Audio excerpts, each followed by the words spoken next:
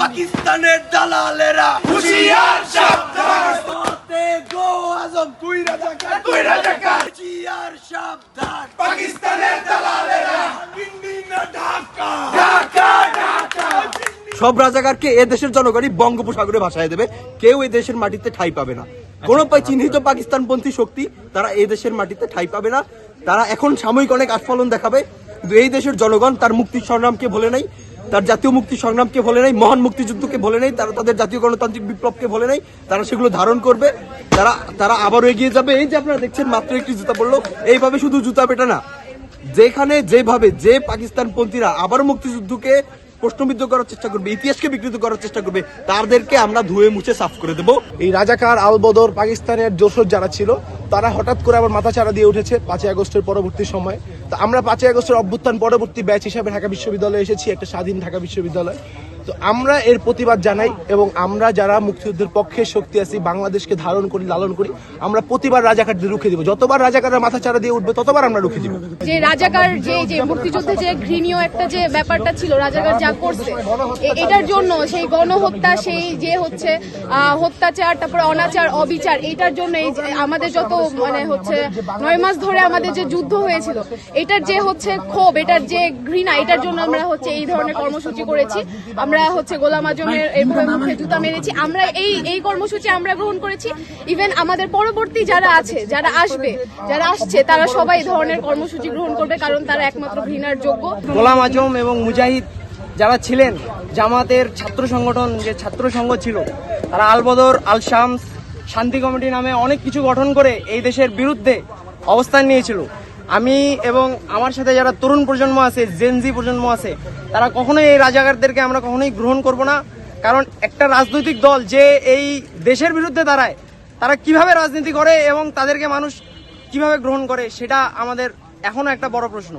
আমরা চাই যে তরুণ প্রজন্ম তারা মুক্তিযুদ্ধের চেতনায় আবার উজ্জীবিত হবে, এই বাংলাদেশকে তারা ধারণ করবে এবং এই সমস্ত রাজাকার আলবদরদেরকে সবসময় তারা ঘৃণার চোখে দেখবে, ঘৃণিত হবে তারা সবসময়।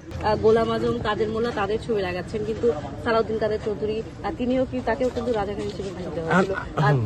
ওনার ছবি কেন আসলে আপনারা? আচ্ছা, এইখানে ব্যাপারটা হচ্ছে কি, আপনি দেখেন এই রাজাকারদের প্রমোটটা কারা করতেছে।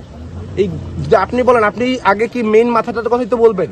এই রাজাকারের পুরো জিনিসটাই কন্ট্রোল করতে গোলাম আজম, এই গোলাম আজম থেকেই তো সব জিনিসটা কন্ট্রোল হইতো। তো গোলাম আজম মূল মাথা, আমরা মূল হোতাটাকেই ফোকাস করেছি। গোলাম আজমের ছবিটা দেওয়ার বিশেষ কারণ হচ্ছে, আমরা দেখেছি যে 5 আগস্টের পর থেকে এই একটা নির্দিষ্ট ছাত্র সংগঠনের কিছু নেতাকর্মী তাকে জাতির বীর সন্তান, সূর্য সন্তান হিসেবে আখ্যায়িত করেছে, যা অত্যন্ত একটি লজ্জাজনক ঘটনা বাংলাদেশের ইতিহাসের জন্য।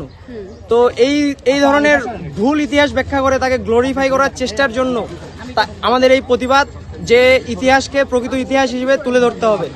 বিগত 17 বছর আমরা দেখেছি যে আওয়ামী লীগ সরকার তারা মুক্তিযুদ্ধকে নিজেদের ইতিহাস হিসেবে উল্লেখ করেছে এবং বর্তমানে জামাত শিবির তারা মুক্তিযুদ্ধকে নিজেদের বয়ানে বর্ণনা করছে। তাদের বিরুদ্ধেই আমাদের এই অবস্থান, যে প্রকৃত ইতিহাসকে আমরা তুলে ধরতে হবে।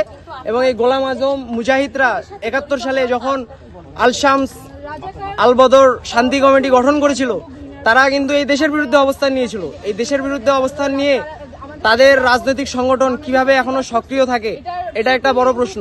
এখন যে কোনো ব্র্যান্ডের পুরাতন এসি বদলে নতুন ওয়ালটন এসিতে উপভোগ করুন 25% ছাড়। যদি 24-এর গণঅভ্যুত্থানের কারণে আওয়ামী লীগকে ব্যান করা যায়, তবে লাখ লাখ মানুষকে হত্যার কারণে 71 সালে লাখ লাখ মানুষকে হত্যা এবং 3 লক্ষ মা বোনের সম্ভ্রমহানির কারণে যারা দায়ী, যারা এই দেশের বিরুদ্ধে দাঁড়িয়েছে, তাদের নিবন্ধন বা তাদের সংগঠনকে আরো আগে বাতিল করা উচিত। আমরা চাই এই ধরনের যারা বাংলাদেশ বিরোধী রাজনীতি করে, সেই সমস্ত সকল ধরনের শক্তির প্রতি আমাদের এই হুঁশিয়ারি, যে বাংলাদেশের বিরুদ্ধে, বাংলাদেশের ইতিহাস নিয়ে কেউ যদি ছেলে খেলা করে, তাদের বিরুদ্ধে তরুণ প্রজন্ম সব সময় জেগে উঠবে এভাবেই। এখানে ধর্মের কিছু নেই, সে যে গণহত্যা করছে সে দাড়ি টুপি পড়ুক আর দাড়ি টুপি ছাড়া থাকুক, এখানে দাড়ি টুপির তো কোনো সম্পর্ক নেই। এই যে আঙ্কেল আমাদের সাথে আছে, উনি তো সবার আগে জুতা মেরেছে, তো এইখানে তো দাড়ি টুপির কিছু নেই। আপনি ধর্মীয় আঘাত কেন আনছেন? যে গণহত্যাকারী সে গণহত্যাকারী, সেখানে দাড়ি টুপি বা এখানে অন্য কোনো কিছু নাই। গণহত্যাকারীর পরিচয় গণহত্যাকারী, এখানে দাড়ি টুপি দিয়ে আপনি কোনো করবেন। মিডিয়া ট্রায়ালের মাধ্যমে নিয়ন্ত্রণ করে এই দেশের আসলে মুক্তিযুদ্ধের ইতিহাসকে তারা মুছে ফেলার চেষ্টা করছে। কিন্তু আমরা তাদেরকে একটি কথা বলবো, যে অতীতকে মুছে ফেলা আসলে সম্ভব নয়। এই বাংলাদেশ সৃষ্টি হয়েছে এই যুদ্ধের মাধ্যমে। এই জাতি একটা উন্নত জাতিতে পরিণত সেদিনই হয়েছে যেদিন তারা একটা রাষ্ট্র গঠন করতে পারেছে। এই রাষ্ট্রের বিরুদ্ধে সকল ষড়যন্ত্রের প্রতি আমরা তীব্র নিন্দা ও প্রতিবাদ জানাই। এবং যখন আমেরিকা ও ইসরায়েলের পতাকা আঁকা হয় তখন কারো পারমিশন লাগে না, কিন্তু এই বিশেষ করে 5 আগস্টের পর থেকে পাকিস্তানের বিরুদ্ধে যে কোনো ধরনের কথা বললেই একটা বিশেষ মহল সবসময় বাধা দিয়ে আসছে।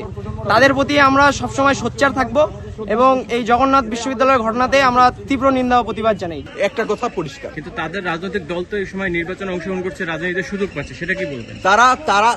তাদের রাজনৈতিক দল এই মুহূর্তে নির্বাচনে অংশগ্রহণ করছে, হ্যাঁ করুক। আমরা দেখছি ভারতে আরএসএস এর মতো একটা ধর্মীয় ফ্যাসিবাদী গোষ্ঠী, তারা কিন্তু ঠিকই সেই ব্রিটিশদের এস্টাবলিশমেন্টের সাথে ছিল, তারা কিন্তু পরে যেয়ে দেখেন এখন পর্যন্ত ক্ষমতায় চলে গেছে। অতএব কোনো একটি গোষ্ঠীর সাময়িক আস্ফলন থাকে, যে কোনো একটি গোষ্ঠী মানুষের আমরা 16 বছরের যে ফ্যাসিবাদ, হাসিনার যে ফ্যাসিবাদ, সেই ফ্যাসিবাদে মুক্তিযুদ্ধকে বিক্রি করা হয়েছে। সঠিক ইতিহাসকে সামনে আনা হয়নি।